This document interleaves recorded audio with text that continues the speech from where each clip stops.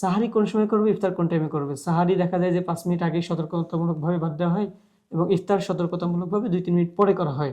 আচ্ছা, এটার ব্যাপারে আপনার কাছে জানতে চাচ্ছি। গুরুত্বপূর্ণ একটা বিষয়। আমাদের সমাজে এটা নিয়ে একটু সমস্যা আছে। কিছু কিছু মসজিদে 3 মিনিট আগে আজান হয়, কিছু কিছু মসজিদে 3 মিনিট পরে আজান হয়। রাসূলুল্লাহ সাল্লাল্লাহু আলাইহি ওয়াসাল্লাম বলেছেন যে ইহুদি খ্রিস্টানরা তারা ইফতার করে দেরি করে আর সাহারি করে তাড়াতাড়ি। তোমরা তার বিরোধিতা করে সাহারি করো দেরিতে আর ইফতার করো তাড়াতাড়ি। তাহলে আমরা সতর্কতা অবলম্বন করতে গিয়ে আমরা কি করলাম? আমরা আল্লাহ রাসূলুল্লাহ সাল্লাল্লাহু আলাইহি ওয়াসাল্লামের নির্দেশকে অমান্য করে অমুসলিমদের পথে হাঁটলাম না, অমুসলিমদের অনুসরণ করলাম না।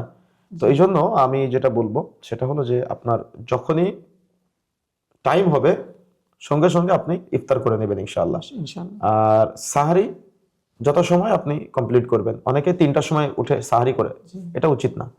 শেষ সময় পর্যন্ত সাহারি করবেন ইনশাআল্লাহ। আবার আপনি ইফতারের টাইম হওয়ার সাথে সাথে ইফতার করবেন। সতর্কতার জন্য 3 মিনিট 5 মিনিট অপেক্ষা করার দরকার নেই। রাসূলুল্লাহ সাল্লাল্লাহু আলাইহি ওয়াসাল্লাম একজন একই জায়গায় দাঁড়িয়ে আছে, খেজুর গাছের উপরে আর নিচে। তো যে নিচে আছে তাকে আগে ইফতার করতে বলছে, আর যে উপরে আছে তাকে পরে ইফতার করতে বলছে।